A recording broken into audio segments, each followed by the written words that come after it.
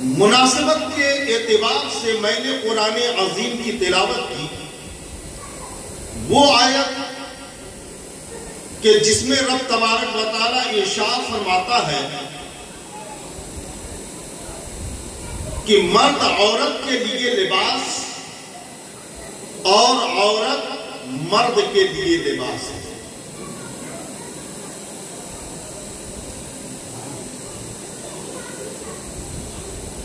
نکاح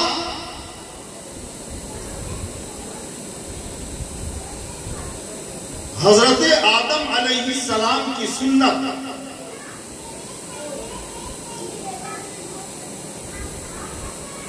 نکاح جنت میں لے جانے والا عمل، نکاح فرحت و انبساط بخشنے والا عمل،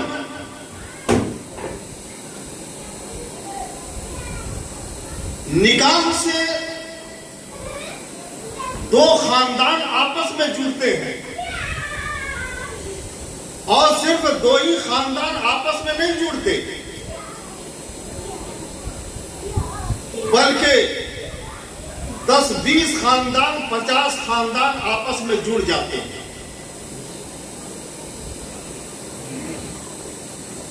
ایک خاندان کی ایک خاندان سے لڑائی، ایک قبیلے کی دوسرے قبیلے سے لڑائی، لیکن علماء کرام کی ذات کو دیکھیں کہ بڑے بڑے علماء کرام کی پوری زندگی متحد کرنے میں ختم ہو گئی، لیکن قوم کو متحد نہ کر پائے، ایک برادری کو متحد نہیں کر پائے۔ مشائخین عظام کو دیکھیں تو مشائخین عظام بھی ایک قوم کو ایک برادری کو متحد نہیں کر پائے۔ قوم کے سردار کو دیکھیں تو قوم کا سردار بھی اپنے قبیلے کو متحد نہیں کر پایا، لیکن رب تبارک و تعالیٰ نے ایک ایسا نظام، ایک ایسا قانون نکاح دیا کہ لفظ قبیلتوں کے ذریعے ایک خاندان دوسرے خاندان کو نہیں جانتا تھا، لیکن اب دونوں خاندان ایک دوسرے کو پہچانتے ہیں۔ یعنی جس کو بڑے بڑے علماء متحد کرنے میں اپنی پوری زندگی ختم کر دیے، لیکن لفظ نکاح نے ایک پل میں دونوں خاندان کو آپس میں جوڑ دیا، دونوں خاندان کو آپس میں جوڑ دیا، دو قبیلوں کو آپس میں جوڑ دیا۔ تو گویا کہ یہ نکاح آقا علیہ السلام کی بھی سنت ہے اور حضرت آدم علیہ السلام کی بھی سنت ہے۔ آپ دیکھیں ہمارے باپ دادا،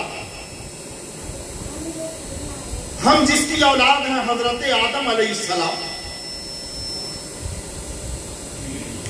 اپنے زمانے کا بادشاہ ہو، ایک بادشاہ اگر اپنی شادی کرے گا میرج ہال میں کرے گا، زیادہ سے زیادہ یہ کہ سونے اور چاندی کے برتن میں کھانا کھلا دے گا، اچھی سجاوٹ کرا دے گا،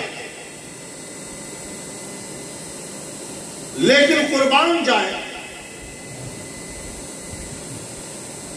ایک بادشاہ وقت کی شادی میرج ہال میں ہو،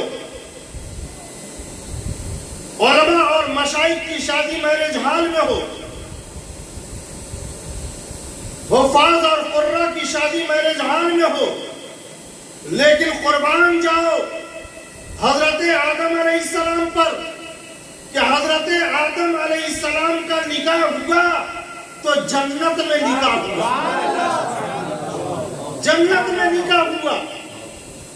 ہماری اور آپ کی شادی ہو گھر کے اندر، ہماری اور آپ کی شادی میں باراتی ہمارے خاندان والے ہوں، ہماری اور آپ کی شادی میں बराती कोई शराबी होगा, कोई जुआरी होगा, कोई दीनदार होगा, लेकिन कुर्बान जाए आदम अलैहिस्सलाम पर कि उनकी शादी में जो शिरकत करने के लिए आए वो रब के मुकर्रब फरिश्ते थे, वो रब के मुकर्रब फरिश्ते।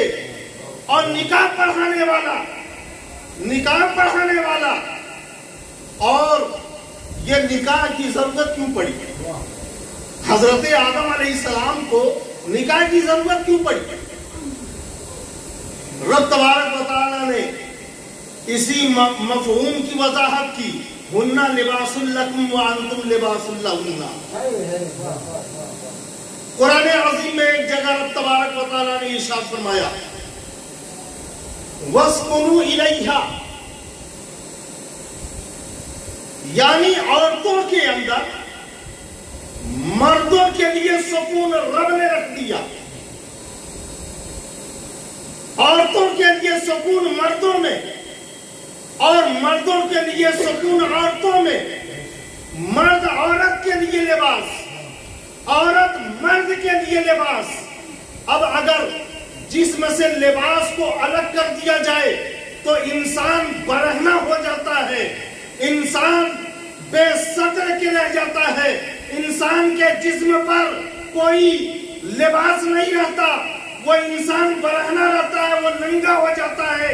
इसीलिए रब तबारक व तआला ने कहा कि मुसलमानों, तुम्हारी जिंदगी मुकम्मल होती है औरत से, और ऐ औरतों, तुम्हारी जिंदगी मुकम्मल होती है मर्दों से।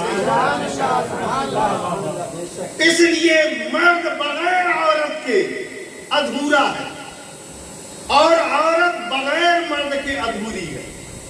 एक दूसरे के लिबास, एक दूसरे के सुकून। जब रब तबारक व तआला ने हजरत आदम अलैहिस्सलाम को पैदा किया तो हजरत आदम अलैहिस्सलाम पर कुछ, आपके अंदर कुछ बेचैनी सी थी। रब तबारक व तआला ने बाएं पिसली से हजरत आदम अलैहिस्सलाम की हजरत हव्वा को पैदा किया, और जब हजरत हव्वा के ऊपर जब हजरत आदम की नजर पड़ी तो आपको बड़ा सुकून मिला। हजरत आदम अलैहिस्सलाम ने कुछ गुफ्तगू करना चाहा, रब तबारक व तआला ने कहा नहीं, बात नहीं कर सकते। कब तक? जब तक कि निकाह न हो जाए। अल्लाहु अकबर। जब तक कि निकाह न हो जाए। महर आक़ाए करीम अलैहिस्सलातु व तस्लीम पर दुरूद तैयबा, सुभान अल्लाह, बाज़ रिवायत के मुताबिक 10 मरतबा, बाज़ रिवायत के मुताबिक 20 मरतबा आक़ाए करीम अलैहिस्सलातु व तस्लीम पर आपने दुरूद पाक भेजा, और हजरत आदम अलैहिस्सलाम पर हजरत हव्वा हलाल हुई, और फिर हजरत आदम अलैहिस्सलाम को जो सुकून मिला,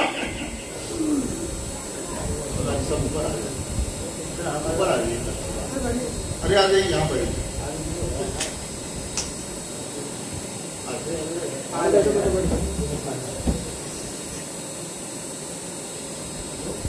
दुरूद पाक पढ़ें। अल्लाहुम्मा सल्ली अला सय्यिदिना व हबीबिना व मौलाना मुहम्मदिन सल्लल्लाहु तआला अलैहि वसल्लम। अब यहाँ एक बात की तरफ मैं तवज्जो दिलाना चाहता हूं।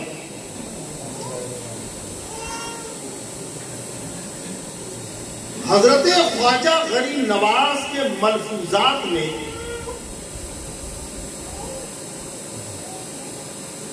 बयान किया गया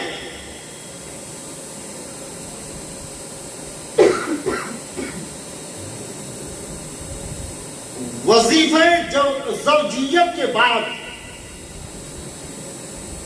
वजीफे ज़ौजियत के बाद हजरत आदम अलैहिस्सलाम ने जब गुस्ल किया, कि जिस गुस्ल को गुस्ले जिनाबत कहा जाता है, तो हजरत आदम अलैहिस्सलाम को बड़ा सुकून मिला। जब सुकून मिला تو حضرت جبریل امین علیہ الصلاۃ والتسلیم تشریف لائے اور حضرت جبریل امین نے آ کر کے عرض کیا، اے آدم، آپ کو بڑا سکون ملا غسل کے بعد؟ تو حضرت آدم علیہ السلام نے کہا، ہاں مجھے بڑا سکون ملا۔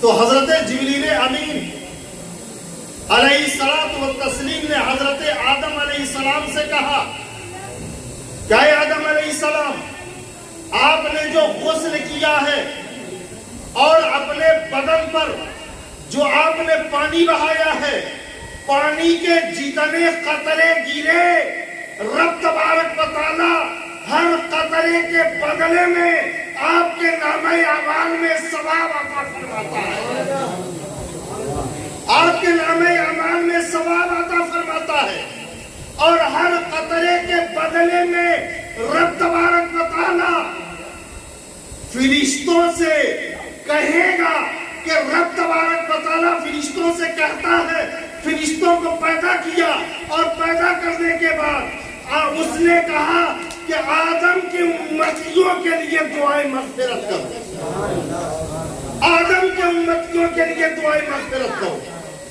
اتنا واقعہ بیان کرنے کے بعد حضرت خواجہ غریب نواز کے آنکھوں میں آنسو آ گیا، خواجہ غریب نواز کی آنکھوں میں آنسو آ گیا۔ مریدوں نے کہا، حضور ابھی تک تو آپ حدیث بیان کر کے آپ خوش ہو رہے تھے، اچانک آپ رونے لگے۔ تو خواجہ غریب نواز نے کہا، آگے کا واقعہ میں بیان نہیں کر پا رہا ہوں، لیکن میں بیان ضرور کروں گا۔ خواجہ غریب نواز نے کہا کہ سنو، جو نکاح کر کے غسل جنابت کرے اور اس کے بدن سے جتنے قطرے گریں گے تو اس کے نام اعمال میں ثواب لکھا جائے گا، لیکن اگر کوئی زنا کر کے غسل کرے تو ہر قطرے کے بدلے میں اس کے نام اعمال میں گناہ لکھا جائے گا، اور ہر قطرے کے عوض رب تبارک و تعالی شیطان پیدا کرے گا، اور وہ شیطان دنیا کے اندر لوگوں سے زنا کروائیں گے، اور جو بھی زنا کرے گا تو اس کا وبال اس پر ہوگا، زانی پر۔ لہذا نکاح میں بڑی برکت ہے، نکاح میں بڑی برکت ہے۔ نکاح آقا کریم صلی اللہ تعالی علیہ وسلم نے ارشاد فرمایا کہ نکاح انسان بندہ مومن کرتا ہے لنسبہا ولمالہا ولجمالہا ولدینہا۔ اگر کوئی مرد کسی عورت سے نکاح کرتا ہے تو یا تو مال دے کر کے کرتا ہے کہ مال بہت زیادہ ملے گا، یا تو خوبصورتی دیکھ کر کے کرتا ہے کہ لڑکی بڑی خوبصورت، خاندان بڑا خوبصورت، یا تو اس کے نسب کو دیکھ کر کے کرتا ہے کہ فلاں اعلیٰ خاندان سے تعلق رکھتا ہے، اور اگر کوئی دیندار ہوتا ہے تو آقا کریم صلی اللہ تعالی علیہ وسلم ارشاد فرماتے ہیں کہ وہ لڑکی کے اندر دین دیکھتا ہے اور دین دیکھ کر کے اس سے نکاح کرتا ہے۔ لہذا اگر لڑکی دیندار ہے اور لڑکا دیندار ہے تو آپ سمجھ جائیں کہ دونوں کی قسمت عروج پر ہے۔ لہذا ہمیشہ دین کو دیکھ کر کے، دینداری کو دیکھ کر کے نکاح کرنا چاہیے۔ لیکن جو لوگ مان دیکھ کر کے نکاح کرتے ہیں، یا جمال دیکھ کر کے نکاح کرتے ہیں، یا حسن دیکھ کر کے نکاح کرتے، یا حسب و نسب دیکھ کر کے نکاح کرتے، گویا کہ وہ زندگی میں کہیں نہ کہیں دھوکہ کھا ہی جاتے ہیں۔ لیکن جو دین دیکھ کر کے کام کرتا ہے، اگر شوہر مجبوری میں ہے تو عورت اپنے شوہر کا خیال کرے گی. عورت اگر شوہر اپنی عورت کو گھر پر چھوڑ کر اگر کہیں باہر چلا گیا تو وہ عورت اپنی عزت کی حفاظت کرے گی, اپنے شوہر کے آل و اولاد کی خدمت کرے گی, پرورش کرے گی, تعلیم و تربیت دے گی. گویا کہ اگر دیندار عورت ہے تو دنیا کے اندر اپنے گھر کو جنت میں جانے سے پہلے